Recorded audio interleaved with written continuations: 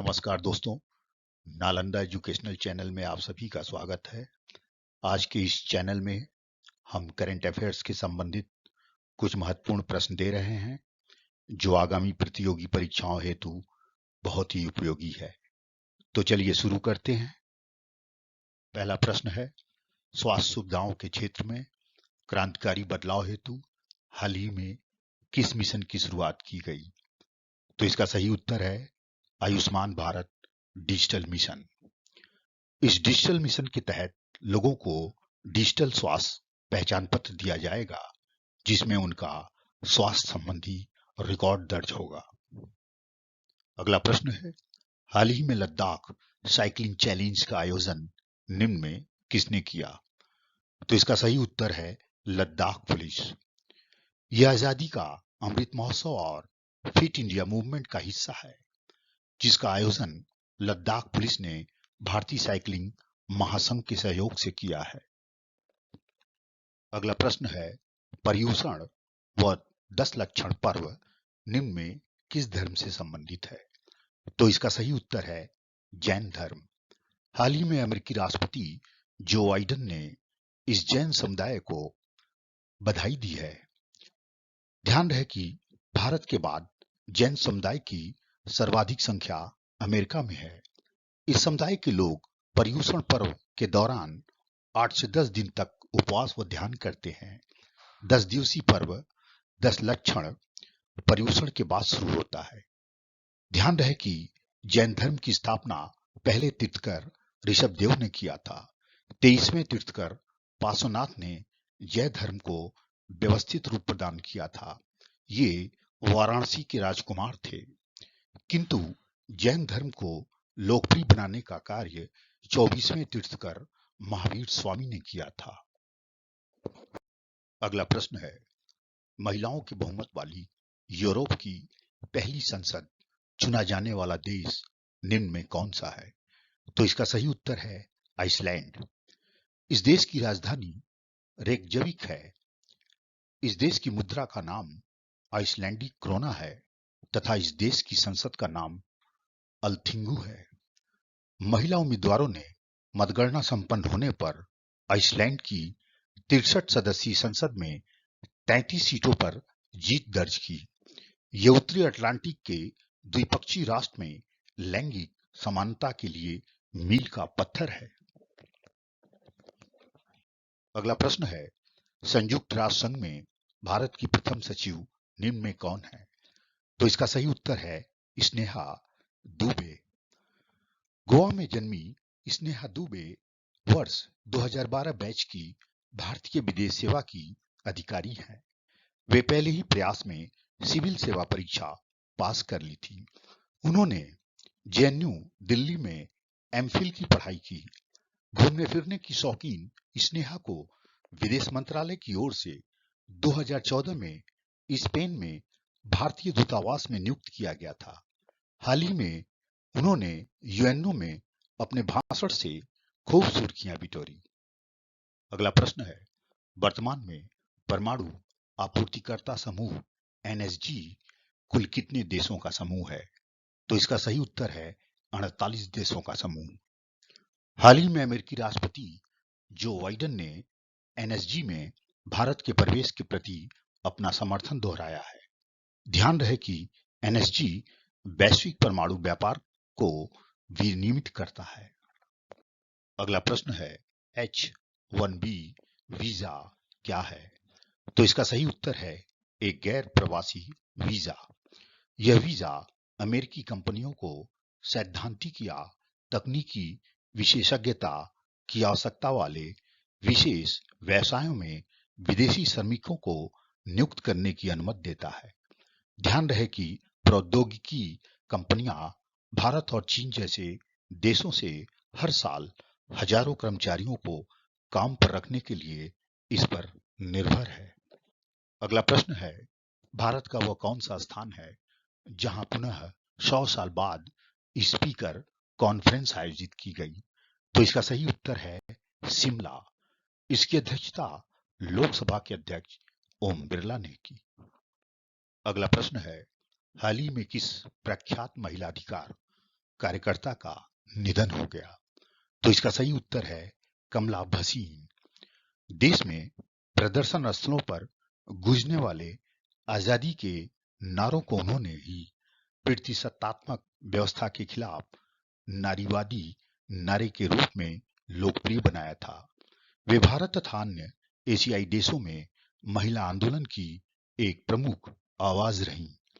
75 वर्ष की आयु में नई दिल्ली में उनका निधन हो गया। वे कैंसर से पीड़ित थी। अगला प्रश्न है, एंजेला मर्केल किस देश की प्रमुख हैं जिन्हें हाल ही में आम चुनाव में हार का सामना करना पड़ा? तो इसका सही उत्तर है जर्मनी। 16 वर्षों से जर्मनी की चांसलर एंजेला मर्केल की पार्टी कंजर्वेटिव यूनियन ब्लॉक को चुनाव में हार मिली है, जबकि 2005 के बाद पहली बार जीतने वाली सोशल डेमोक्रेटिक पार्टी के नेता ओलाफ स्कोल्ज क्रिसमस तक गठबंधन सरकार बनाएंगे। 2005 में सत्ता पर काबिज रही मर्केल ने कहा है कि अब वह चुनाव नहीं लड़ेंगी। अगला प्रश्न है, भारत में कैंसर से पीड़ित निम्न में किसकी संख्या सर्वाधिक है? तो इसका सही उत्तर है पुरुषों की 52.4%।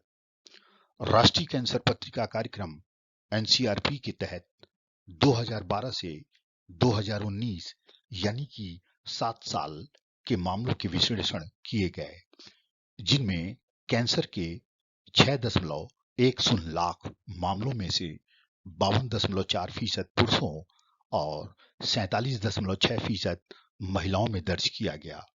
तंबाकू से जुड़े कैंसर में से पुरुषों में 48.7% और महिलाओं में 16.5% मामले शामिल हैं। रिपोर्ट के अनुसार पुरुषों में होने वाले कैंसर में से एक तिहाई यानी कि 31.2% कैंसर सिर और गर्दन के हैं। महिलाओं में होने वाले सभी कैंसर में से आधे से अधिक स्तन कैंसर यानी कि 51% सहित स्त्री रोग संबंधी कैंसर है। पित्ताशय के कैंसर को छोड़कर शेष प्रकार के कैंसर 45 वर्ष से लेकर 64 वर्ष तक की आयु के वर्ग में पाए गए। एक रिपोर्ट के अनुसार यकृत, पित्ताशय, पेट, फेफड़े और बच्चों के कैंसर के इलाज के लिए कीमोथेरेपी विशिष्ट उपचार पद्धति है। यह चिकित्सा विज्ञान की वह शाखा है जिसमें रासायनिक यौगिकों से उपचार किया जाता है। अगला प्रश्न है, सुखबीर तूर निम्न में किससे संबंधित है? तो इसका सही उत्तर है अमेरिकी नौसैनिक लेफ्टिनेंट। अमेरिका के 26 वर्षीय तूर को ड्यूटी पर पगड़ी पहनने की इजाजत दी गई है, जो कि नौसैनिक बल के 246 साल के इतिहास में ऐसा करने की अनुमति पाने वाला प्रथम व्यक्ति है। अगला प्रश्न है, हाल ही में पांचजन्य पत्रिका ने किस कंपनी की तुलना ईस्ट इंडिया कंपनी से की? तो इसका सही उत्तर है अमेजन कंपनी।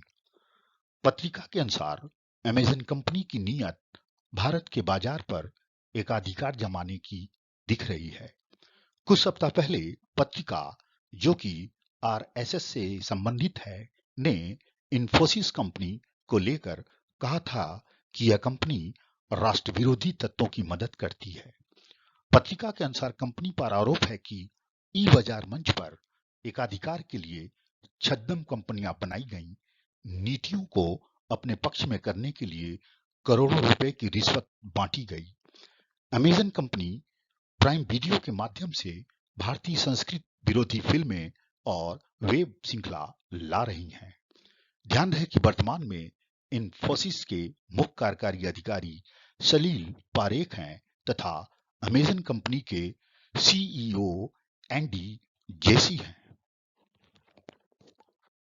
अगला प्रश्न है, हाल ही में निम्न में किसने भारत को 150 से अधिक प्राचीन वस्तुएं लौटाई? तो इसका सही उत्तर है न्यूयॉर्क, अमेरिका। न्यूयॉर्क ने भारत के प्रधानमंत्री नरेंद्र मोदी को 157 कलाकृतियां और प्राचीन वस्तुएं सौंपी हैं। इनमें आधी कलाकृतियां 71 सांस्कृतिक हैं, जबकि अन्य आदि में हिंदू धर्म 60, बौद्ध धर्म 16 और जैन धर्म 9 से संबंधित लघु मूर्तियां हैं। इन 157 प्राचीन वस्तुओं में 12वीं सदी की नटराज की कांस्य मूर्ति भी है। अगला प्रश्न है, दुनिया के किन देशों को संयुक्त राष्ट्र महासभा के 76वें सत्र में भाग लेने पर प्रतिबंध लगाया गया? तो इसका सही उत्तर है अफगानिस्तान, म्यांमार। अफगानिस्तान अपने प्रवक्ता, जो दोहा में पदस्थ प्रवक्ता हैं, सुहेल शाहीन को गुलाम यूसुफजई की जगह यूएनओ में राजदूत बनाना चाहता है, जबकि म्यांमार आंग थुरीन को क्या मुइतुन की जगह राजदूत बनाना चाहता है। इन दोनों ही देशों में सत्ता हस्तांतरण के बाद सैन्य शासन विराजमान है। वर्तमान में यूएनओ के महासचिव एंटोनियो गुतारेश हैं। अगला प्रश्न है, देश में पहली बार भारत की किस निजी कंपनी ने वायुसेना के लिए विमान बनाने की पहल की? तो इसका सही उत्तर है टाटा समूह। टाटा समूह और स्पेन की एयरबस डिफेंस एंड स्पेस के साझा उपक्रम में वायुसेना के लिए C-295 मालवाही विमान बनाए जाएंगे। 20,000 करोड़ रुपए की लागत से यह विमान वायुसेना के लिए खरीदे जाएंगे। ये विमान वायुसेना के एवरो 748 की जगह लेंगे। भारत स्पेन से कुल 56 C-295 विमान खरीदेगा। इनमें से 16 नए विमान स्पेन से लाए जाएंगे, बाकी 40 विमानों को देश में ही बनाया जाएगा। टाटा ट्रस्ट के चेयरमैन रतन टाटा हैं। अगला प्रश्न है, मैनी पैक्यूओ निम्न में किस खेल से संबंधित है? तो इसका सही उत्तर है मुक्केबाजी। फिलीपींस के सीनेटर तथा महान मुक्केबाज ने 42 वर्ष की आयु में मुक्केबाजी से संन्यास लेने की घोषणा की। 2022 के चुनाव में वे राष्ट्रपति पद का चुनाव लड़ेंगे। उन्होंने 72 मैच खेले और 62 जीते तथा 2 ड्रॉ रहे। उन्होंने 62 में से 39 जीत नॉकआउट के जरिए हासिल की थी। हालांकि अगस्त में वह नेवाडा में हुए WBA वेल्टरवेट खिताबी मुकाबले में क्यूबा के युवा मुक्केबाज योडिनिस उगास से हार गए थे। अगला प्रश्न है, हाल ही में भारत के किस यान से यह संकेत मिला है कि मंगल ग्रह का एक वर्ष धरती के लगभग 2 वर्ष के बराबर होता है? तो इसका सही उत्तर है मंगलयान। मंगलयान दूसरे ग्रह पर भेजा जाने वाला इसरो का पहला अभियान था। इसे 5 नवंबर 2013 को आरंभ किया गया था। यान 24 सितंबर 2014 को अपनी कक्षा में पहले ही प्रयास में सफलतापूर्वक पहुंच गया। 6 माह के अभियान पर गया मंगलयान 7 साल बाद भी सक्रिय है और 1 वर्ष और कार्य करेगा। अभी यह यान बेहतर स्थिति में है। ध्यान रहे कि इसरो के तत्कालीन अध्यक्ष के राधाकृष्णन ने मंगलयान अभियान का नेतृत्व किया था। अगला प्रश्न है, हाल ही में भारत के रक्षा मंत्रालय ने अपने किस अधीनस्थ इकाई को भंग कर दिया? तो इसका सही उत्तर है ऑर्डिनेंस फैक्ट्री बोर्ड यानी कि OFB। रक्षा मंत्रालय ने इसे भंग कर उसकी संपत्ति, कर्मचारियों और प्रबंधन को 7 सार्वजनिक क्षेत्र की इकाइयों PSU के हवाले कर दिया। आत्मनिर्भर भारत पैकेज के तहत केंद्र सरकार ने घोषणा की थी कि वह FOB के निगमीकरण द्वारा आयुध आपूर्ति में स्वायत्तता, जवाबदेही और दक्षता में सुधार करेगी। OFB वर्तमान में 3 सशस्त्र बलों व अर्धसैनिक बलों को महत्वपूर्ण हथियार और गोला बारूद की आपूर्ति करता है। अगला प्रश्न है, हाल ही में निम्न में किसके द्वारा विकसित 35 विशेष गुणों वाली फसल किस्मों को राष्ट्र को समर्पित किया गया? तो इसका सही उत्तर है भारतीय कृषि अनुसंधान परिषद द्वारा विकसित। इन किस्मों का विकास जलवायु परिवर्तन और कुपोषण की दोहरी चुनौतियों से निपटने के उद्देश्य से किया गया है। हाल ही में प्रधानमंत्री नरेंद्र मोदी ने इन 35 विशेष गुणों वाली फसल किस्मों को और राष्ट्र को समर्पित किया। अगला प्रश्न है, प्रथम सहकारिता सम्मेलन निम्न में कहां आयोजित किया गया? तो इसका सही उत्तर है नई दिल्ली। केंद्रीय सहकारिता मंत्री अमित शाह हैं। वे केंद्रीय गृह मंत्री भी हैं। सहकारिता मंत्रालय का गठन इसी साल जुलाई में किया गया था।